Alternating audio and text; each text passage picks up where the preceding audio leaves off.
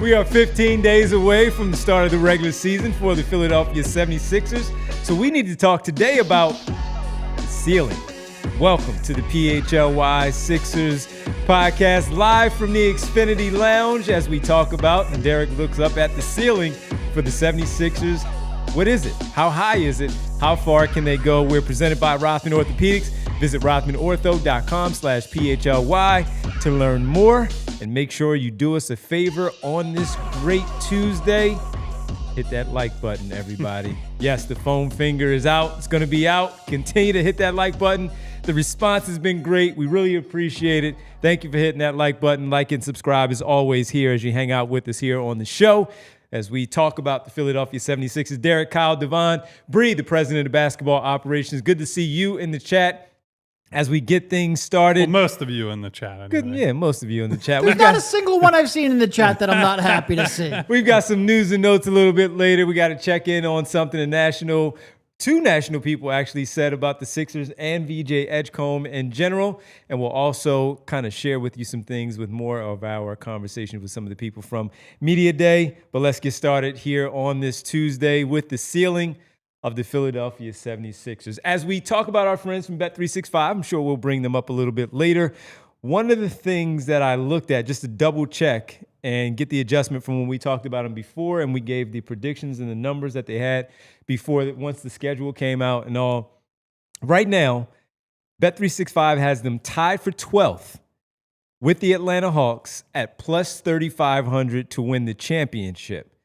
To win the conference. Oh, I thought you were saying 12th in the East. And I was like, man, they're even more negative than we are in Philadelphia. To win the conference, they're 5th at plus 110. Okay. All right. And to make the playoffs, they are yes, minus 225, no, plus 175. And the win total is 42.5 as of right now. And before the season, Kyle, I think it was at like 40.5. Yeah. Wasn't it 40.5? So it was definitely below 500. I know that. It's jumped to 42.5.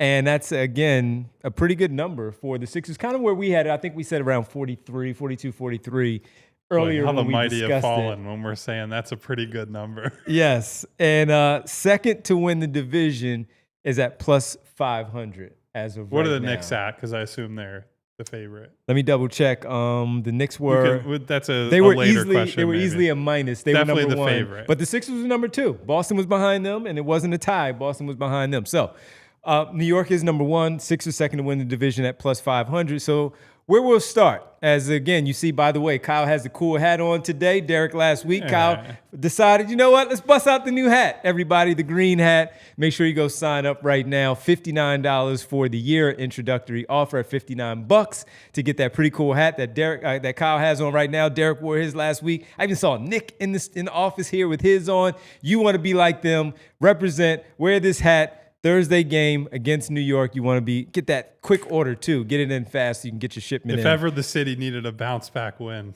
They needed it. Boy. Well, unfortunately, it's the day after game 3 in Los Angeles. So there's that piece too. Don't worry. Aaron Nola is good to go. Oh, yeah? Yeah?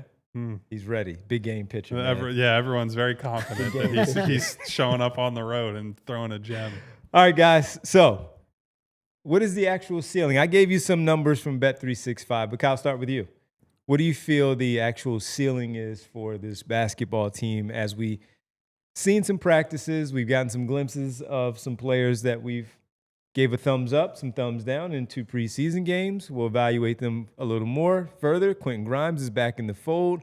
So as you sit here today, we are, again, 15 days from the start of the regular season, and the ceiling is what for the 76ers? So realistically, I think without some sort of major trade, it's not winning a title. It's not, beating one of these championship caliber teams that frankly is just older, more experienced, more cohesive. This has a lot more going for it, right? When you look at teams like Denver, for example, right? Their offseason was we're flipping Michael Porter Jr. for Cam Johnson. Like, that's the most meaningful thing they did. So you're taking a young-ish, but not that young, but young-ish in their prime guy, flipping them for a slightly older player who's ready to compete now. adding that player to a group that includes a multi-time MVP, a guy in Jamal Murray who's been a playoff riser and whatnot. Aaron Gordon has been the glue guy there. Like, there's not as much projecting that needs to be done. You look at a team like that. With the Knicks, there's not a lot of projecting to be done. It's a lot of guys from 27 to 30, 31, 32, have played together before, been to a conference finals. You look at the Sixers, there's just so much projecting that needs to be done. Now, all that being said, if you get a healthy Joel Embiid, if you get a healthy Paul George, and if just one of these young guys pops, if we take Quentin Grimes out of that group, we say he should be a steady contributor.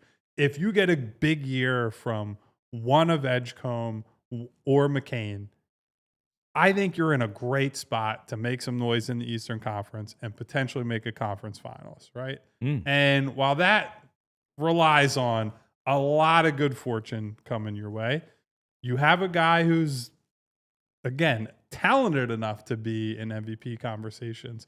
Whether he's healthy enough and whether he's that guy anymore, we don't know. You have that guy. You have a 25-year-old guard, 6th year, all-star caliber player who has been a perfect number 2 to that player when he's been healthy enough, right? Paul George, even if he has lost a step, even if he is not all-star level Paul George, should be much better. Quentin Grimes should be a good role player. Kelly Oubre can play a role. Jared McCain in year 2, assuming he ever stays healthy for a consistent period of time, is someone who can swing games, right? He doesn't have to carry the team. He doesn't have to be point guard of the future. He doesn't have to be anything other than you come in the game and you're bending defenses, right? So if you can just get little contributions from other guys, it all ultimately circles back to the same thing we say every time. Is Joel Embiid healthy? And is Joel Embiid the guy that he was at the tail end of the calendar 2023, right? Even if he's like 90% of that guy, that's one of the best players in the league. That's someone that you can build the team around on both ends. And then you just look at the Eastern Conference and you say, Cleveland's a good regular season team, but are you scared of them in the playoffs? Nope. Probably not, right? Like, I think the Knicks, because of their versatility, because they have Jalen Brunson, because they can play, Cat at the 5, Cat at the 4, you have Mitchell Robinson as a quality big. Like, I take them the most seriously of the teams in the East. But beyond them, like, there's no one that has a resume in the playoffs or the depth or the top end firepower that you say, man, I got to run scared of this team the entire season. And that really is the case for optimism as much as anything. Is just that there is no real alpha team coming into this season in the Eastern Conference. Could be the Knicks with Giannis. Anyway, that's a That's a completely completely different story. But then that's a completely different team at that point. Obviously. No, I mean, it was more a joke on current events, so I'm sure we'll get to at some point. But I mean, look, I think there's a couple things. First of all, if you're just asking like what's the ultimate upside, it's clearly higher than the over-under that Bet365 set. You don't set the over-under at the best case scenario because nobody would take it, especially with this team when there's so much volatility. Maybe Eugene would. He thinks they're going 99 and a 99-0. Yep, including he caught my math mistakes the last time, that 99th game.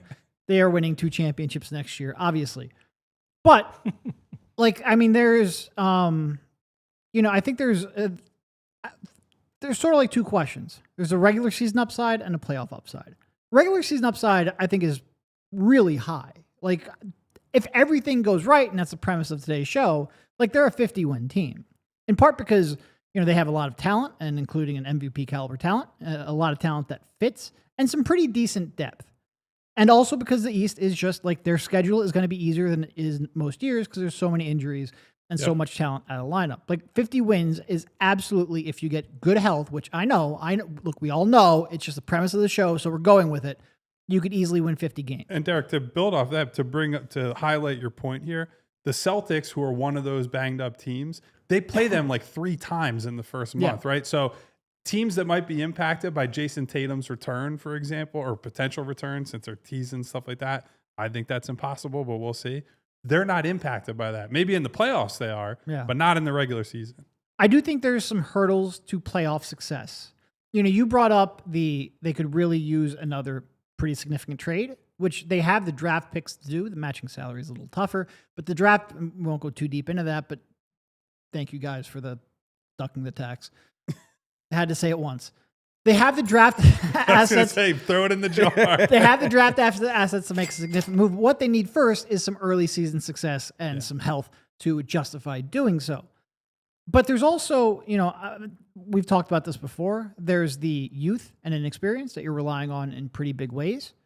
But even beyond that, there's just a lack of familiarity with which Kyle touched on. But it's really staggering when you look at it. Like, there's really only 2 players on this entire team who have played significant minutes alongside Joel Embiid. That's Tyrese Maxey and Kelly Oubre. Everyone else is pretty much from last year, with exception to maybe like Lowry, who 2 years ago, but he played just few minutes with Embiid. And last year, you barely even count because Embiid was in that lineup. You couldn't form any kind of consistency. He only played 18 games. I don't think anybody played more than 400 minutes with Embiid on the floor. So there's really just no cohesiveness among the main players on this roster. And you hope that if you play 82 games, 83 if you play for the in-season tournament, you're able to build up some of that, but it would be hard to reach the level of, like, for example, the Denver Nuggets. And this is something that Joel Embiid has been like, man, I really just wish we had a chance to build something and let it grow. Well, now you're kind of at the extreme version of it where, like, legitimately everyone on the roster outside of Kelly and Tyrese, your most important player, and a guy who's a really unique fit, something that Devon brings up all the time. There just aren't that many Joel Embiids. Not many players are comfortable or at least used to playing off of someone like Joel Embiid. A little bit of time to build that kind of chemistry would be huge. You can't change that. Like, you're not going to be able to fast track that. You can't expedite, not a birth certificate, but you can't expedite familiarity in that regard. So I think those 2 things make the postseason a little bit uncertain. But if we get to the point where it's like, man, everyone's healthy and they made an in-season trade with the little limited flexibility that they have, and now we're worried about chemistry, oh boy, a lot of stuff has gone right. And given the way that the last 72 hours in Philadelphia sports have gone, I would be tickled pink if that happens. When I look at this season that they have upcoming, I agree with you guys, and I look at it as we talk about having more than one season, and we joke about 99-0 or head for saying 82-0. You love the fact that the fan base just simply walks into it, has that optimism going in from the start. But when I do look at it, for the first time in a few years, we've had to now deal with the fact that this is going to be a tale of 2 seasons, because normally it's a rubber stamp of 48 to 50 wins and maybe even beyond. And while the regular season, and I will always say, yes, we know they're going to the playoffs. Don't fast forward the season. Just enjoy it as it plays itself out. And then the second season starts. We already know that. But it is literally now 2 seasons, because they have to do the regular season first again to prove to not only us, but to themselves that they can get back in there and make that noise and still be led by Joel Embiid, Tyrese Maxey, see what contributions you get from Paul George, and then everybody else on down the line. So it really is about the regular season where they have to go out there. And we talked about when we went through the schedule when it dropped, and Kyle and I, we went through it. And Derek, when you came back and Bree was here as we were talking about it, they really need to stack those wins early to see if they can get their feet underneath them. And to get Josh Harris to pay the luxury tax. There you go. So with it, though, they're really. Sorry, Derek, I'm stealing your thunder. They really do have 2 seasons, and they really do. And the first one is really, really important, not only for the present, but for their future and how they move about things. They've already started it where they have 2 timelines now with the Maxey deal. Of course, Jared McCain, VJ Edgecombe in the mix with them. Paul George and Joel Embiid being the veterans that they are, who knows how they'll perform. But the regular season is so important for this basketball team this year to get to figuring out what the ceiling is of this basketball team. Is the floor just the 42.5 wins and a 7 seed? Boy, if that was fighting? the floor, I'd sign up for that Well, immediately. yeah. But is it below that, where we're now talking about them being an 8 seed, a 9 seed, and trying to work their way in through a play-in and all of that? But they really have to come out right away and show that this team and stop whatever noise has been out there about them. It's self-inflicted because they have not played well. Their injuries have happened, which the injuries is nothing they can do about those. But the play on the floor certainly hasn't been good enough. And now they have to come back out there and prove to themselves, to the fan base, that they can again be a team that we're discussing in the mix with playoff contention, not yet championship contention, playoff contention first, and then we will shift that conversation. And once they do, then maybe by December, by January, we're looking at them and saying, okay, maybe, just maybe, if they make a trade and acquire this type of player, then we're having, now we're cooking here, and maybe they are a team that is to be watched. We did a show a few weeks ago on, can they be the surprise team in the Eastern Conference? Can they be Detroit? Can they be what we saw from Detroit last year, what we saw from Cleveland a couple of years ago, to just shock, and Orlando as well, where they shock everybody. And I didn't think we would be at this spot in any Joel Embiid era, because we just constantly expected them to be always in that mix of the conversation in the top 4 of a championship contender. But because of what we saw last year, a 24-win season, getting a number 3 overall pick, and having to prove again that, number one, Joel Embiid is not done. Is his career still alive? Is there a heartbeat there? Is there a pulse still with Joel Embiid's career? And can Tyrese Maxey elevate his play? Can Paul George return and be a viable contributor to this basketball team? And then with the depth that we think they have in the backcourt and some of the other players, including Trendon Watford and some of these others, while we have questions about the backup 5, they have options there. Can they do that? And that's why I do think that with their ceiling, they do have 2 seasons. And I do still look at them and say they can be a top 6 team.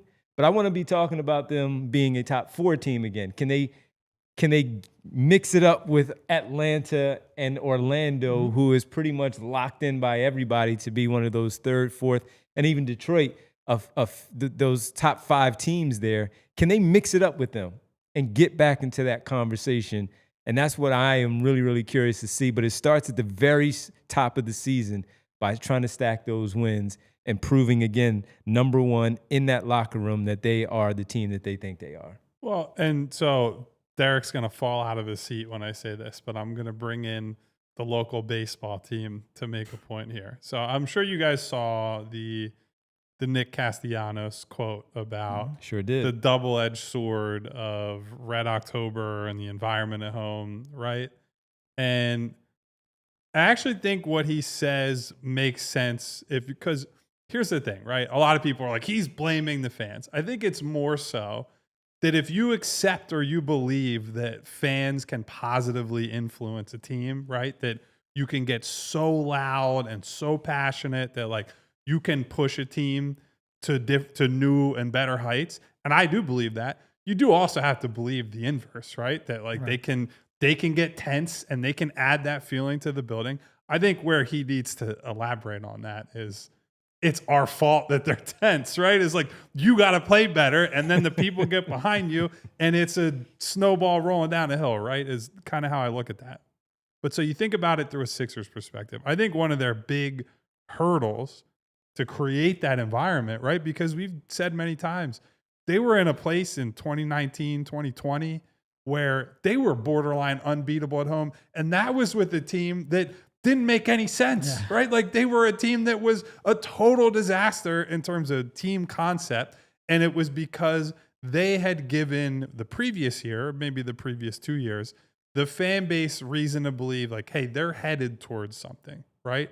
And so what can you prove in the first 2.5 months, 3 months of a season? Well, not a lot to some people. Some people are going to look at you and say, I don't care what you do until the playoffs, right? You will always have those people. And this team has earned that, right? They have earned skepticism from the fan base. But you can grab a segment of the fans, a segment of the population. If you come out in the first 2-3 months and you play great, right? Joel Embiid looks really good. Paul George looks really good. VJ Edgecombe, good season to start for a rookie. Jared McCain, first game back, is lighting it up offensively, right? Suddenly you start pulling people in and they start coming to games ready to cheer louder, ready to really support their team. They're wearing more Sixers gear. They're showing up in full force. They're tailgating. They're getting rowdy before games, right? And all it takes is like just a little bit of that, right? And then you hear that. You hear the people behind you. They feel that more than any of us, right? Those guys on the floor, the difference in how loud it is versus when it gets quiet and tense and all that. You build some momentum behind you. That powers you to wins in close games. You stave off some of these, potential comebacks that other teams might be on. But you have to control it first, right? To your point about the 2 seasons, you're not going to inspire, no one's going to believe you're winning a title until you win a title, right? Yep. No one's going to believe you can get to a conference finals until you do it.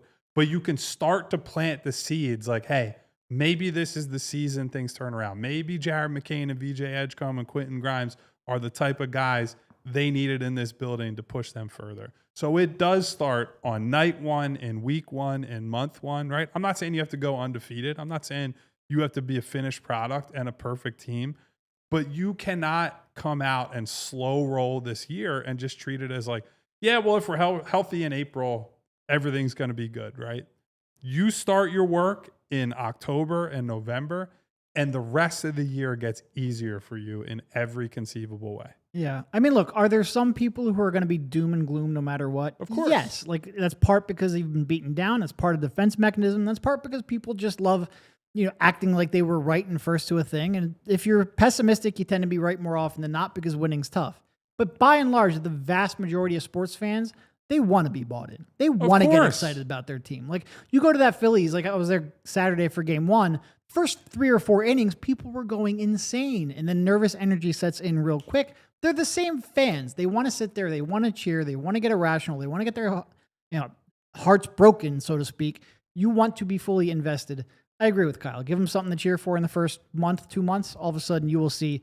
I'm not saying people will be like, oh, well, I believe in a title, but they'll get excited real quickly. They'll fill that building, and they'll be ready to come correct to these games, right? And I'm not saying that the fans should give the Sixers unlimited trust, right? They've put themselves in this spot. They deserve to be looked at skeptically.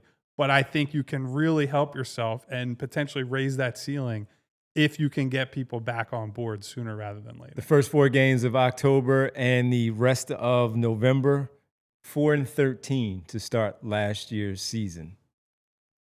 That's not going to cut it. Cannot do that and to have the fans inspired to cheer for you, of course, the way you need them to help out to win that game at home. When we come back, we're going to let you hear from one person in particular about what his thoughts are on the team, Tyrese Maxey, and some losses.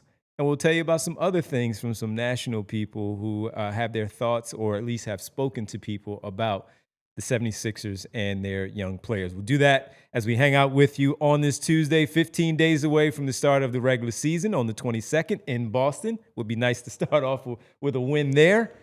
And we'll talk about it all when we get back right here on the PHLY Sixers podcast.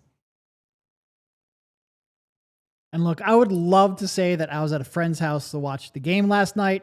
That would be lying because I had way too much nervous energy to be around anyone. I needed to be alone and I need to be left to my own devices. But when I do have a place to go, I want to make sure that the place I go is set up well. And what I mostly mean by that, they got to have Xfinity, because if you are a true sports fan, Xfinity is what you have to use. It's the ultimate sports destination. You can find the best games and your favorite teams all in one place. The way I watch, next level.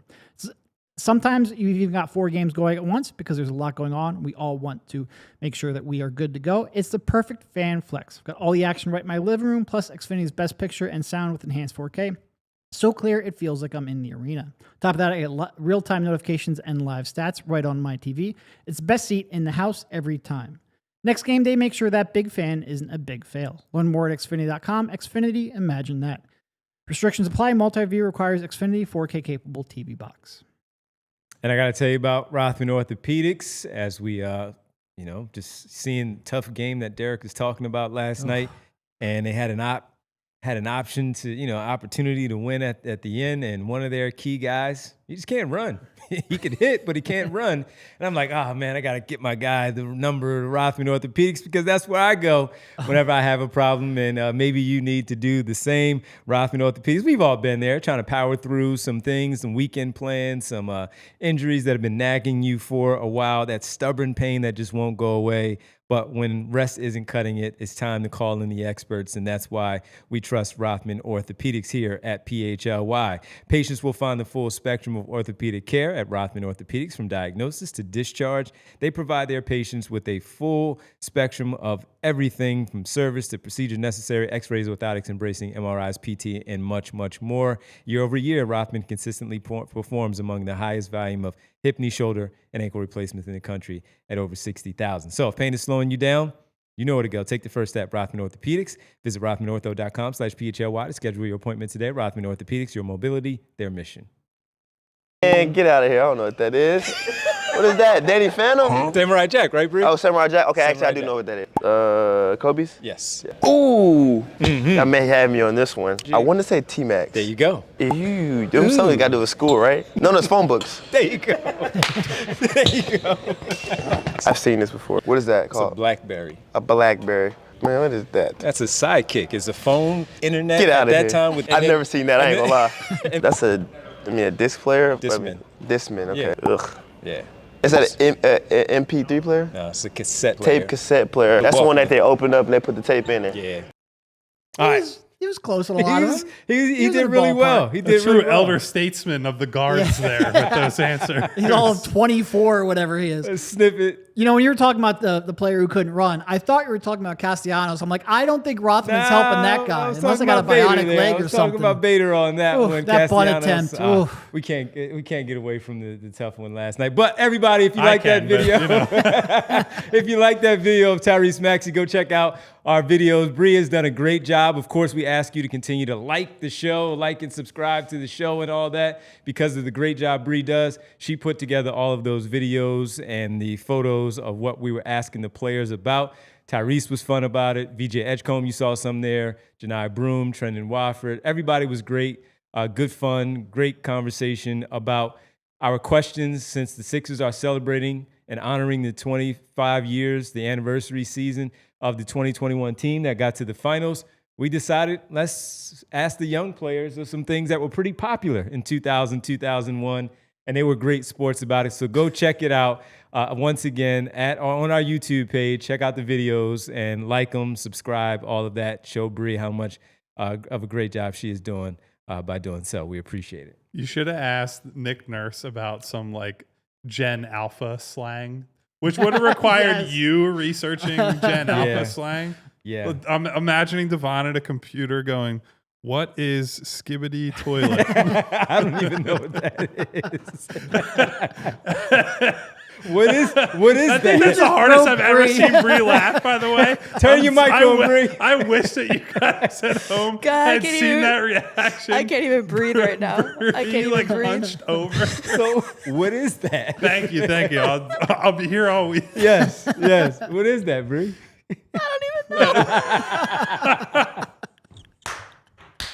Anyway, on with the show.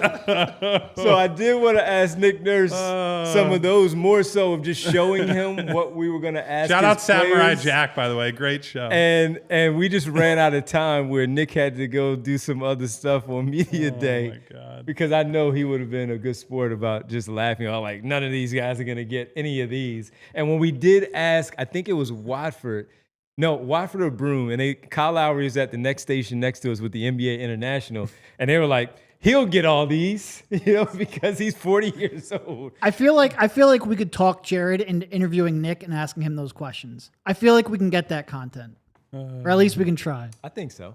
Yeah, I think so. So go check it out. Our YouTube page, of course, at PHLY Sports. All right. Bree had this one from as the games were being played in Abu Dhabi, and the Knicks, they have their television team, and part of the television team is Hall of Famer Walt Frazier, and he does a fantastic job of calling the games. He had something to say about the Sixers, of course, as he's calling the game, but it was one that caught even the Knicks people's ear, and then we had to send it out on Twitter, and Tyrese Maxey then had to respond. Bree, let's play what Hall of Famer Walt Frazier had to say about Tyrese Maxey and the Sixers. In the Dallas area, Maxey helped a high school become a dynasty. So last year, he said that was the first time he's been on a losing team. Well, you better get used to it. Tough from the glide. So Tyrese Maxey responded on Twitter with a very simple and then recently deleted, all caps, bet. So, taking note, NBA players, professional players, don't need a lot to get them going, Derek. And a simple bet, but he did take it down, but a simple bet was, okay, I got you. Noted. Yeah. And you really didn't need to take that one down, Tyrese. No, I don't think so. There. No. It was a little over-aggressive on the takedown. Look, there's obviously a lot of concern that this season could play out like last season. Or maybe not quite as bad as last season, but you can envision pathways where it's not a great season, and for pretty much the exact same reasons as last year. There's so many minefields going between, what Clyde is talking about and what we're talking about, a best case scenario, which I would get an outside announcer understanding those and expressing those, and especially you like to talk a little bit, it's not overtime yet, stuff. I appreciate that in a broadcast. But from Tyrese's perspective, A, they've got a lot of talent on the team. B, he's going to work his butt off. C, he's won at every phase. I would get him pushing back as well. They're going to need Joel Embiid to really change that narrative, though, and who knows? It's that knee that we're talking about for the last 2 years. Yeah, look, to circle back to what I do love saying that New with York wins for 5 minutes and they're Oh, talking yeah. shit. Listen, Knicks have. Come on, man. We do really need a swear jar because he gotta- can't help himself. Turn him into tape face on America's Got Talent or whatever. And you guys know what my vernacular sounds like. So, yeah, look, it's the same thing we said with the fans, right? The Sixers have earned skepticism from just about everyone, right? And you can't look at how Joel Embiid's career has played out, go into another season where he had an offseason procedure, has not appeared in a preseason game yet, look at him and say, boy, this year is definitely going to be wildly different, right? Yeah. If you're especially watching from afar, and New York is not that far from Philadelphia, Sure, right? yeah. But Clyde Frazier is looking at that and is like, well, the hell reason do I have to treat him any differently or expect any differently? I get it, right? But I'm glad that it's there for someone like Tyrese Maxey. I'm glad it's there for the VJs, the Adem Bonas, the Quentin Grimes, the guys who will more than likely be the night-to-night members of the rotation, regardless of whether Joel's in or out, PG's in or out, right? Because all it takes is these little chip shots, these little messages, these things that just get in your ear, they're in your back of your mind. You're at the end of a workout and you're like, I got to go hard for 5 more minutes, right? I need to get 100 more shots up. I'm in the weight room after a tough practice. I got to get through 3 more sets, right? Whatever it might be.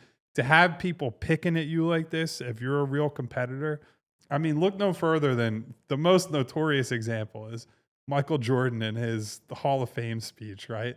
He basically just sat up there and the 6 people who truly doubted Michael Jordan were put on blast for 15 minutes, right? Just I did everything that these people said I couldn't do. So for the Maxies of the world, these things can work in a positive way, right? And I'm not saying that ultimately is the difference between, hey, you're going to win 35 games and you're going to win 45 games. Yeah. But it's sometimes good to hear, especially from, a former Knicks legend, a guy who calls Knicks games, a rival in so many ways.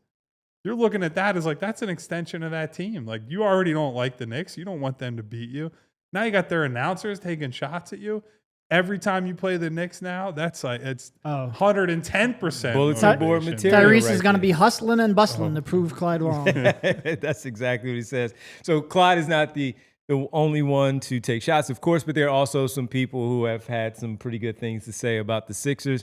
One being Chris Mannix of SI, a longtime NBA reporter, a respected voice. And there was a tweet that the Sixers had put out with them just simply working in the gym. We did a full show on a 5-second Joel Embiid clip, and all Chris Mannix needed was 4 photos from the Sixers to say, I am really buying into the Sixers here in all caps. Chris, that's a level of with a commitment bell. we respect.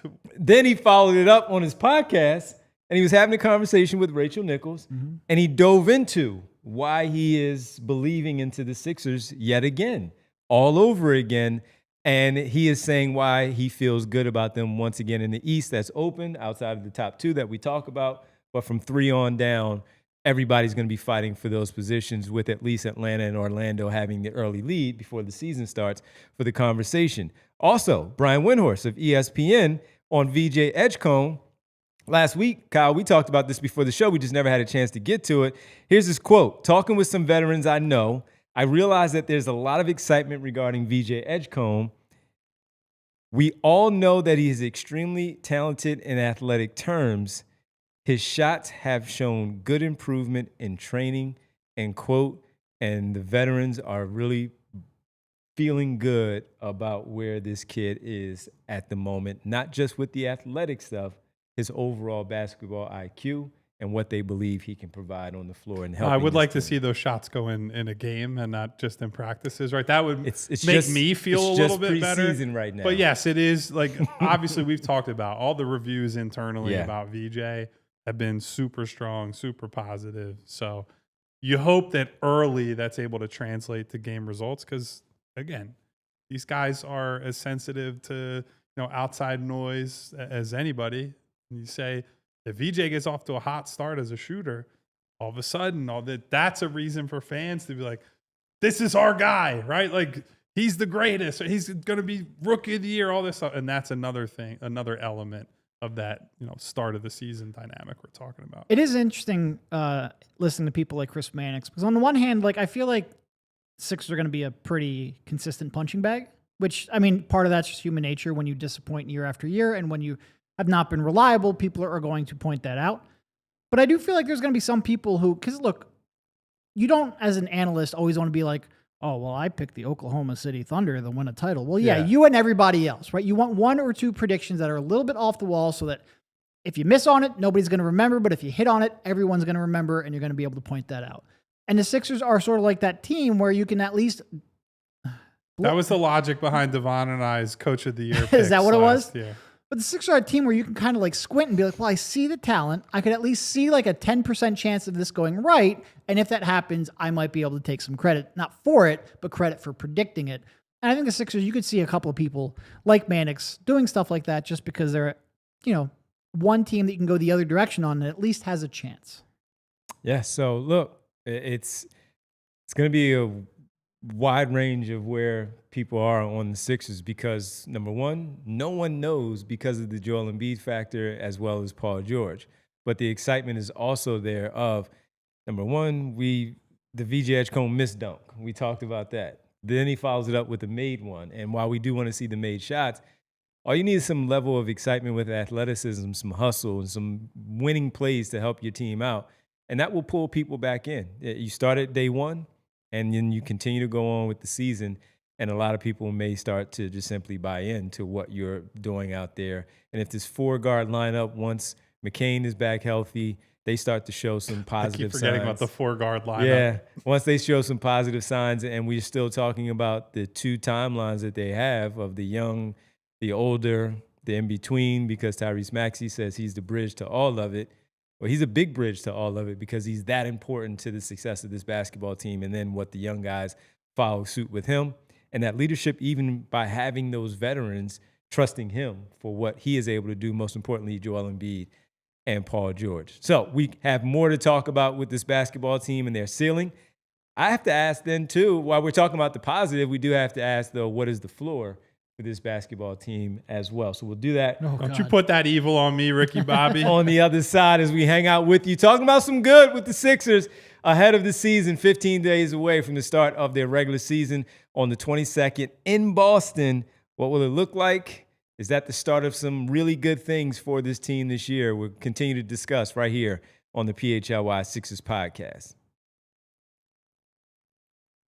And folks, I am here to tell you about Bet365. Maybe you did well in Monday Night Football last night. Maybe you didn't do so well with the baseball team that you call your own, as they are on the brink of ending their season with just one more loss to Los Angeles. Well, however you go about your business and placing your wagers, Whatever the moment, it's never ordinary at Bet365. They have 90 million users worldwide, live streams at 780,000 events each year, early payouts across the NBA and NHL, which is coming upon us here with the start of their regular seasons, and certainly with the MLB and their playoffs right now, team that goes 5 runs ahead, you get an early payout offer with your instant payout on straight bets and parlay selections marked as winners. All you have to do is download the app, use code PHLY365 when you sign up. And that breaking news for you is new customers get $200 in bonus bets when you place a bet of $5. Win or lose, sign up, use code PHLY365. Of course, deposit $10, place a bet for $5, $200 in your bonus bets. If your bet wins or loses, bonus bets can be used on spreads, totals, player props, futures, and more. Whatever the moment, it's never ordinary at Bet365. Must be 21 plus and physically located in Pennsylvania. If you or someone you know has a gambling problem and wants help, call 1-800-GAMBLER. And guys, you all remember when BG sacked the GOAT for the first Philly Super Bowl ever. Now BG's bringing us his Crooked T strip sack pack so we can savor the flavor. It's big, it's heavy, and it's juicy. Devon's passing me different flavors here. We got the lemon tea. Devon's got a nice peach tea for me up here. You already know Crooked Tea is also 0 sugar and all flavor. The strip sack pack is stuffed with 24 cans and collectible trading cards by Jordan Spector. Some cards even signed by BG himself. Every case is packing heat. From the fridge to the tailgate, this is one sack you'll be proud to display. So grab yours today or at a store near you, or you can order through GoPuff. And to our guy BG, we have to send a shout out to the Philly bars that are carrying Crooked Tea. That's Sport and Social in Allentown, Garage Fishtown, City Tap, Logan Square, Wicked Wolf on Chestnut. Go check them out for a game day or night out and tell them that PHLY Sports sent you. Welcome back to the PHLY Sixers podcast. Look at that. Look at Crooked Tea. Got the hats on the table right here. BG. I'm going to get killed for saying big, heavy, and juicy on this podcast after already saying skibbity toilet earlier. Just don't bring it up again. You just did. That was the point. Maybe they would have breezed by that one, but yes, you are going to get killed for that one. That said, it's but funny. hey, if you like hearing me Good say fun. that, hit the thumbs up button on this damn video. There are a lot of you in here. We would appreciate some more likes to help us all sleep at night, pay the bills, make super producer Bree feel good. For any possible reason, hit that thumbs up button, you lazy bums. 100%. Also, before we get on to this other part, hear about the maybe floor of this basketball team, because I'm very curious if people still feel like the floor is just like Kyle. When I said it, what if the floor is 6, 7, or 8? Maybe not as bad as we think if they can go in there and make some noise in the postseason. But on the Flyers side at 5 p.m., there's going to be a great interview that's going to be dropped, conversation with the Flyers brass with Anthony Gargano. That's going to be coming up and dropping at 5 p.m., and it is going to be very, very cool. So we encourage everybody, if you can, if you have time, to make sure you just simply go and check out this great video that Anthony sitting down with Rick Tocchet, Danny Briere, Keith Jones, and Dan Helferty ahead of the Flyers season. I think it's like an hour-long conversation, and it should be a pretty good one. I'm very excited to see how this one with the production came together with Brenna and all and everybody that's involved in the project. Really cool conversation. And I believe it's the first time that all of them together has sat down for a interview like this. So go check it out. Imagine we got Daryl Morey, Josh Harris, Elton. Nick Nurse, and Elton in one interview. Tough enough to get one of them. You are all invited. Come on down. Anytime, fellas. You're all welcome. Let's set it up. Let's set it. We have cameras and microphones. Let's set it up. All right. Kyle, what would you say the floor is for this team as we bad? We've talked positively. Low and bad is the floor. Bree, can you bring up last year's standings? Yeah, like, look. It can't get that bad, can it? I mean, look. Man. It's a team that is built around 3 max contracts, right? If 2 of them are injured or bad. 3 max contracts and a qualifying offer. If 2 of them are injured and or disappointments, there's basically no floor to the floor. Right? You could just go to the depths of hell, to the Earth's core, however you want to term it, because as we've seen, and I always bring this up, it's not an indictment of Maxey to be like, well, Maxey can't be the number one on a team that is missing the other two best players, right? It's not his fault that he's not LeBron James or one of these guys that's like a singular team driving force. And as we've seen over the last 3 days in Phillies baseball, when your top 2 highest paid players aren't producing, it's tough to win. Yeah. So Philly sports. Maxey is a very good player. Maxey, without Joel Embiid and without these other high-level guys to play off of, has not proven that he can take a team much anywhere. That's not criticism of him. That's reality. And the only guys that would be left to try to help him out with that project, if they don't get health or high-level play from Joel and PG, are other young guys, right? It's second-year Jared McCain. It's first-year VJ Edgecombe. It's Quentin Grimes doing whatever the hell he's doing this year on the not $100,000 raise from the qualifying offer. It's Adem Bona. It's Justin Edwards. It's a lot of guys who simply don't have the experience, the frankly like depth in talent or skill set, right, to adapt to be, second and third options on these teams, right? These guys can grow from being that fourth, fifth option on this team, potentially into more than that, potentially into team-defining players. But if you have to ask them to do that this year, you are dead. And it is not an indictment on any of those guys. They're not experienced and not good enough yet. It doesn't matter if Tyrese Maxey went out and scored 30 points a game this year on pretty good efficiency, but they did not have Joel and PG.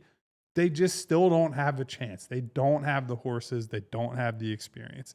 That's the reality of the NBA. Now, will they still be watchable? Yeah, potentially. They could still be a 30-something win team and be an exciting team to watch.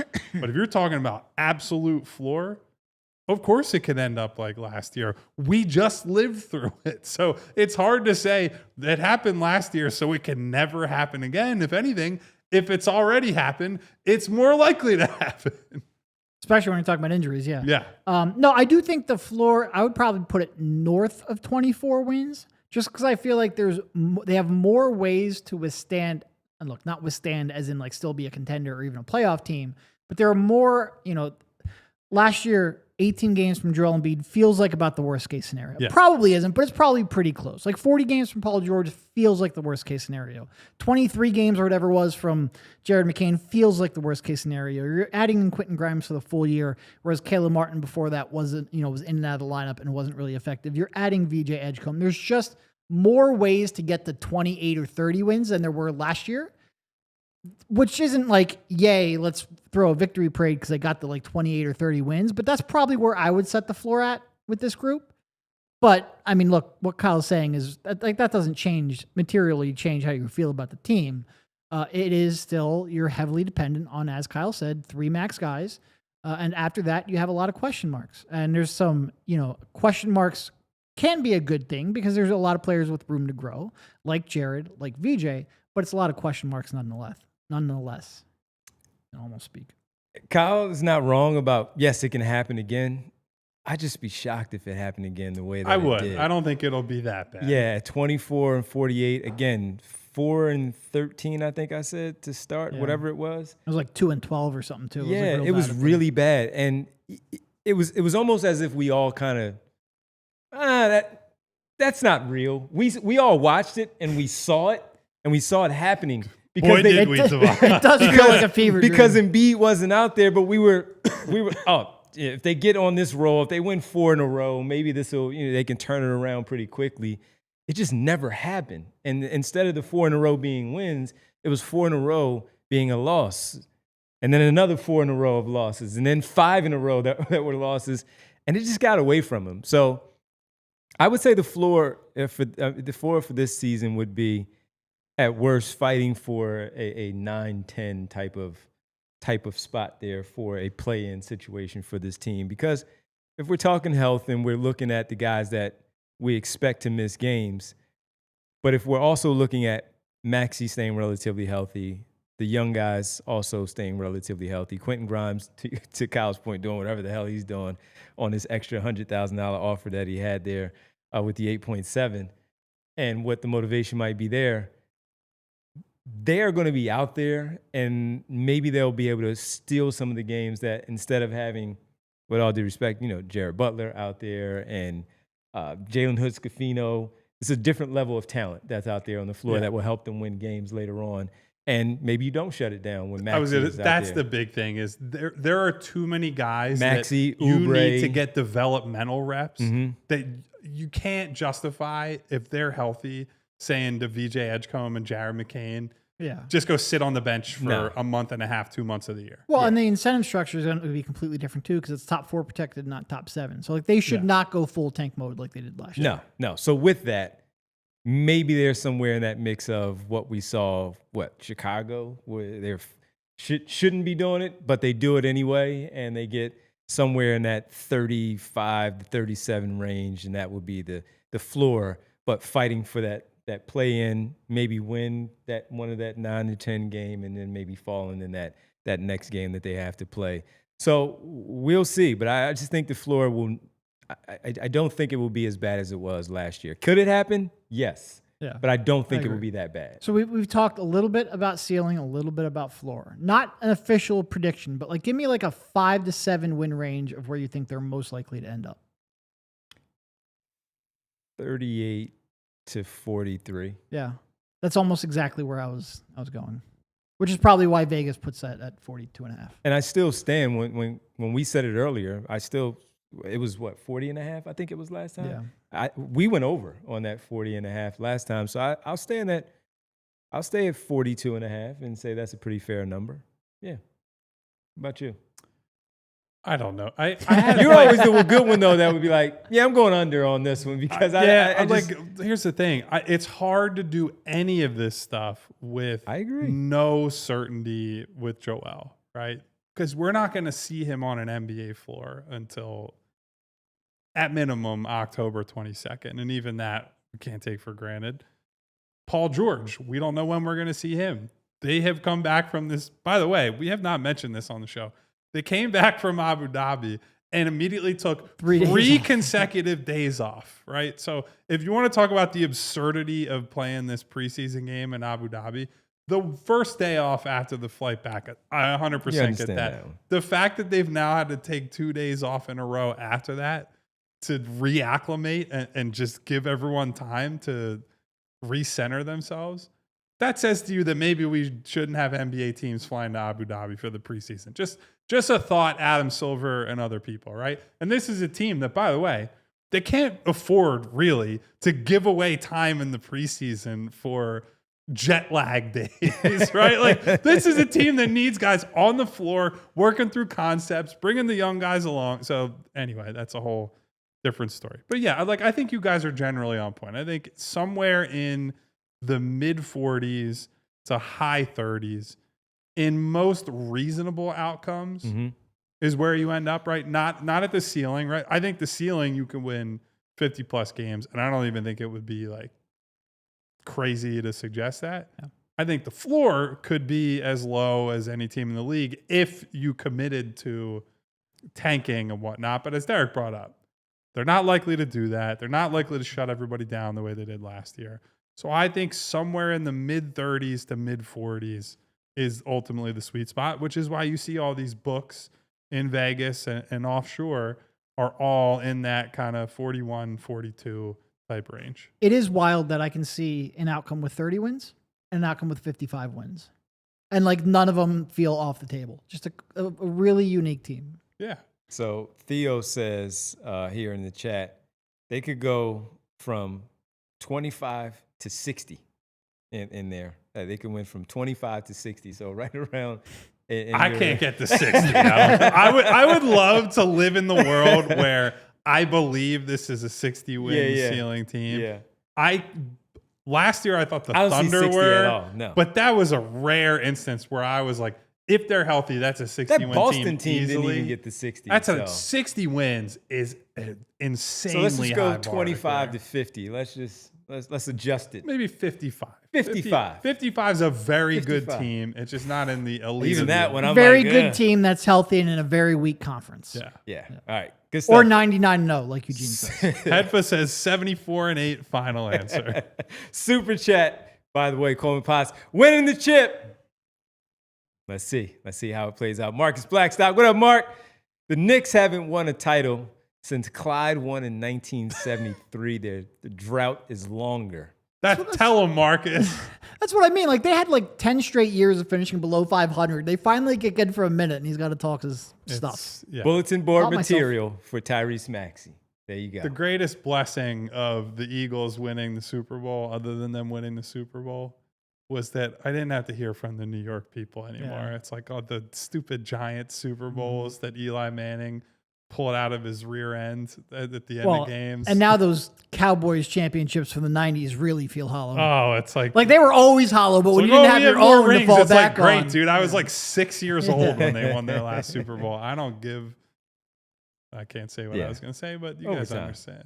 Thanks for the You can just super wait chat, 4 Marcus. minutes. We really appreciate it. Let's get to some news and notes here to close out the show. Before we say goodbye to everyone, number one, we have to start off with the big announcement that we had teased yesterday that everyone was talking about. Big announcement. Big announcement. Big air quotes. Decision number 2 for LeBron James was what? Did we any of us see this one coming? The decision has been made. Cheers to year 23. LeBron James and Hennessy getting together. So I'm sorry. What was the decision? I don't know. Didn't he already have some kind of Hennessy partnership? I thought so. And who was he? Who was the other option? Was there? Was he taking his talents to another? He was going to Crooked T, I guess. I don't know, but I mean, it doesn't need to be logical. It just needs to get people like you and I talking about it. very true. Who's like the competitor to Hennessy Cognac, right? Like who are the? Are you a cognac guy? Well, you're definitely not. No, You're not a but, drinker. I mean- Derek, have you ever been a I've not. No. cognac drinker? I have my vices, but cognac is not it. I can't say that I'm super familiar with the cognac market, other than I randomly got handed a shot of Henny one time. Oh yeah, It was- you hand it to me. I will drink that Yeah. for free. Sure. I'm trying to think of what is even. We should have done some research on this as the beverage. Oh, I guess like Remy Martin is probably Okay. in that. As I'm trying to think of it, but those are the only two I can think of. Free Yeah. promo for the cognac brands. There you today, go. I So suppose. there's LeBron James and his announcement that it's like, all right, yeah. Somebody says Crown. Who's the Gene says Crown? I guess, yeah. But Crown also makes other stuff though. I'm trying to think of brands that are like, this is all This is they what do. they do, This yeah. or like this is their thing. Like the Yeah. Jack Daniels of cognac. So good for Is you, LeBron. Crevassier a cognac? Yeah, I mean, you're asking Devon and Yeah, I mean, I'm of just course I looking at know the room. what Cavassier, yeah, and then someone says that in the chat as well, Cavassier, but I don't know. Okay. All right, good job, LeBron James. I trust Hedva. If Hedva says it, it's true. All right, good job, LeBron. That's a lot of trust in any person. Good job.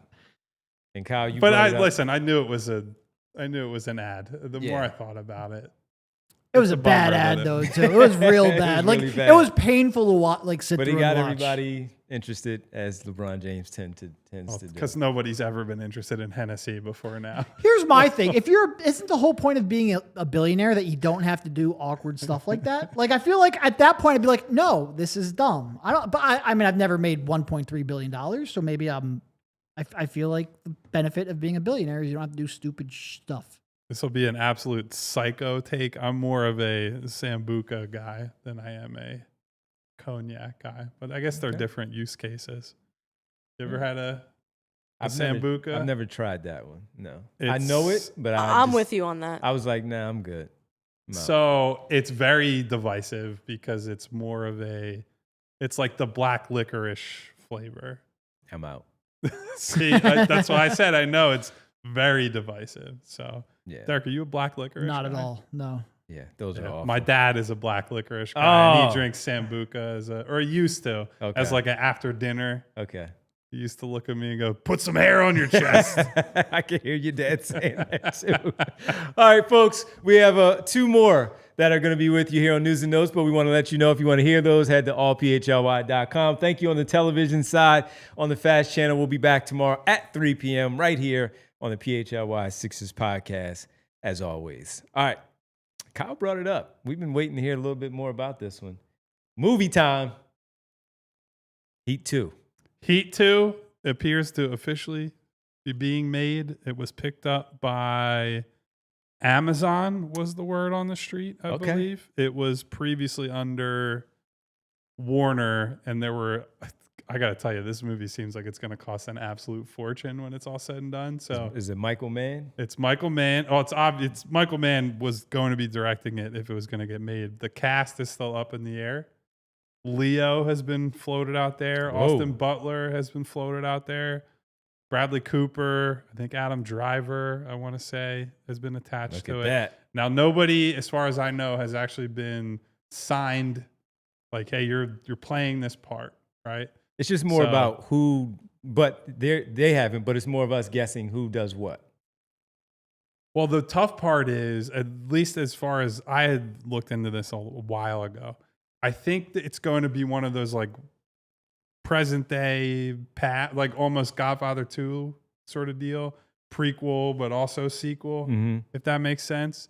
So there could be people who are in the movie who are only like young Neil McCauley, for example, or I don't know if Ashley Judd is going to return, but whatever happened to her character after her and Val Kilmer stare at each other from the balcony toward the end of that movie there. I'm trying not to spoil it too much for anyone who has not seen it, but I'm happy that it's getting made. And this is a book, right? So you have a general idea of what it's going to. Yes, but I don't know if the movie, strictly speaking, is based off of. And like, for example, One Battle After Another is based on a book, but that book was set in, I believe, the 60s and 80s, where the movie is set in the early 2000s and present day. So there are different things that can happen translating it from page to screen. We shall see. All right, so should be a good one. I think people Heat's an all-timer, though. It Might is have an to have all-timer. a watch party when that finally comes out on streaming. Let's do it. I'm in. Can I give a movie that I've been sitting on for a while? That you saw? No, Or that you're waiting that for? I'm waiting for, that was made in 1987. One of my favorites, a comedy. You just And they're haven't gotten bringing around back. to it yet? Yes, but I've been holding on since 1987. Spaceballs 2. Okay. Oh! Quest for more money. Yes, Spaceballs We're 2. going plaid over here. Oh man, it's one of my favorites to watch. Of course, the late great John Candy is no longer with us, so he will not be involved. Joan The Rivers Schwartz was is a big strong with part. you. The Schwartz was fantastic, man. That movie is hilarious, and Rick Moranis is apparently back. So is Bill Pullman, also back All in this right. one, and Daphne. What was the dog's Zuniga. name? The dog? Yeah. Oh, you talking about John Candy's Yeah. character? He was Barf. Yes. He was Barf. So John Candy, of course, Barf. Yo, they need to make this ASAP because Mel Brooks I is know. 99 I years know. old. He is one of the all-time greats. I love Mel But Brooks. it's not till but he's not- 2027. Dog, come on. That's why I have to start filming his now. Mel, I hope you are in Now. the booth right now. But some new names: Keke Palmer, Yeah. Josh Gad is in it as well. So I'm looking forward to Spaceballs 2. Heck yeah, man. It's just one of my favorites, and I don't know if it's going to be a watch along with us, like Heat 2. You can get me into that for All right, sure. I'm in. If you're in, Because I'm he's in. been joking about this for like 20 years. Oh, He's like, the only reason I'd make it is for more money. History of the world. Yeah, History of the World. Mel Brooks, funny is that I just met Mel Brooks just done some Blazing fantastic- Saddles, Blazing Young Saddles. Frankenstein. Oh man, He's like, people call someone GOAT. He truly He is is the like GOAT. one of the GOATs. Yeah. Like, he is unbelievable. Bree, you're a moviegoer. Spaceballs, the original. Yeah, I've seen it. Okay. It's hilarious. Yeah. Yeah. All right. I'm we're, with it. We're in. All right. Got the team in. Spaceballs 2. But 2027, we got to get Mel Spaceballs 2 at the Sphere. at the Sphere. Yes. we I would love that. I did. What do they have? It's what's at the Sphere right now? What movie? Wizard of Wizard of Oz. Oz, yeah. My If they- buddy is out there and just went and saw it. I was watching clips of it online. If they ever have like Jurassic Park there, I'm like flying out there for I'm the out day. there with you. I'm on in that there in one. a second. I'm out there with you on that one. But so we have 2 movies. Yes, Gene, we got it. PHLY. Provolone PHLY brought movie up night. Robin Hood Men in Tights, That is- another classic. That's an underrated one. Mel Brooks, man. Bangers. All timer. So that's movie night with us here at PHLY Sixers. Yes, you're all invited. We got the screen out there right now too. We can just pull down the projection screen. Let's have at it. We'll Movie do a night. film review like we did with VJ and Ace. Yes. Stop Yes. the tape. Now I'll do the John Madden. Now here's a guy. Gene says I saw Spaceballs before Star Wars. All right, there you go. Do you think that You had would to be lose? really confused. I was gonna say, I feel like you would lose something from that movie if you don't have the reference point. So good stuff. Movie night here at PHLY, of course. Great stuff. That's news and notes. It is time for the world famous. It's roll call. Well, I'm being thrown off here. Brandon from New Jersey just said New Jack City too. That's not a thing I'm aware of happening. And honestly, I don't know that I would have interest in that one. Just leave the first one where it is. It's done. I love the first one. Yeah, but I don't know that I needed part 2 of New Jack City. Yeah. it just gave us one of the all-time reaction images. Wesley Snipes with the gun with the and tear, the tears with the tear, rolling down his cheek. We won't spoil anymore. But thank you, everyone who was here today. 30-year-old. Brandon movie. also said, what's Mel Brooks' go-to move? All our worlds are colliding here at the end of the show. Thank you, Brandon, for being here. Thank you also to Jeffrey Stewart, to Kyle What up, Jeff? Samuelson, to 3-time, who I believe is a Steelers fan. 3-time. What up? Although they're like 6-time, so I don't know where the 3-time is from. I just looked at the avatar. So Yeah. 3-time chime in. What up, Coleman 3-time? Potts, Densley, Doug Craig, Jess, What up, Doug? Win Forever, Eddie Somerset, who said he doesn't often get to catch the live show as he's a lot of watching them back. So Eddie, it was great having you here today. What up, Thanks Eddie? for stopping by. Come by anytime. Anytime. Happy to have you. Thank you to Mom's grandchildren. What's Mom. up to Mom? Am I my brother's keeper? Greeny Green says. Thank you to Sal, to Smy Guy, who What has up, never Sal? seen Heat, by the way. Oh, all right. You I have time. believe it's on Amazon Prime right now. You have time before Heat 2. So go ahead and catch up and we'll get together. Thank you to Provolone John, to Duck Holiday, to Thuney Got It. Dooney, you got it. Thank you to SB Cole, to Dave P, to Darkness. Turn the lights down. No, not yet. We're not doing that. We got. Oh no, I'm not ready for that. We're yet. not doing that yet. I'll turn them down on the Phillies. if Turn you're the not. lights down for my sanity, maybe. Thank you to Tom Jackson, Habib215, B Knight, What up, B-Night? Val, to my girl Nona, Hey, Nona. to Hedfa, What up, Eddie? to Marcus Blackstock, of course, with the super chat today, saying, fuck those stinking Knicks. Slow down there. Slow down. Thank you to Dan McGlade, to What up, Danny? to Mikhail No Bridges, Hey. to Greeny Green, AA Ron, Going Theo, big season. Eugene Ross, Jay Nice, What up, Jay? Sean Ford. 3-time says 3-time a dad. There you 3-time go. of that. There you go. Hey, same That's here. much better than a Super Bowl Same ring. here. So congratulations to you. 3 my times friend. dope. Thank you. You know, you know. Hey. Thank you to everyone who was here today, even if I didn't shout you out, even if you didn't comment, you were still here, and we appreciate that. Shout out Heat 2 and Spaceballs 2. Please, on the way out, hit that thumbs up button for me. It helps out the channel. It helps us sleep at night. Great and job, mostly Bree. it gives a thank you to super producer Bree holding it down on the other side as she laughs at our stupid jokes over She here. was rolling on that one. But also, hit the subscribe button, hit the bell icon so you get notifications each and every time we go live. You hit it too many times We on the will show. be back tomorrow at 3 p.m. Presumably, the Sixers will practice at some point. Quentin Grimes will practice at some point and talk to the media. When that will be, who the heck knows? I sort of assume it's tomorrow. Yes. We'll probably see you afterward. We'll definitely see you at 3 p.m. regardless. Until then, stay safe. Take care of one another. Goodbye. See ya. We all silly like the mayor.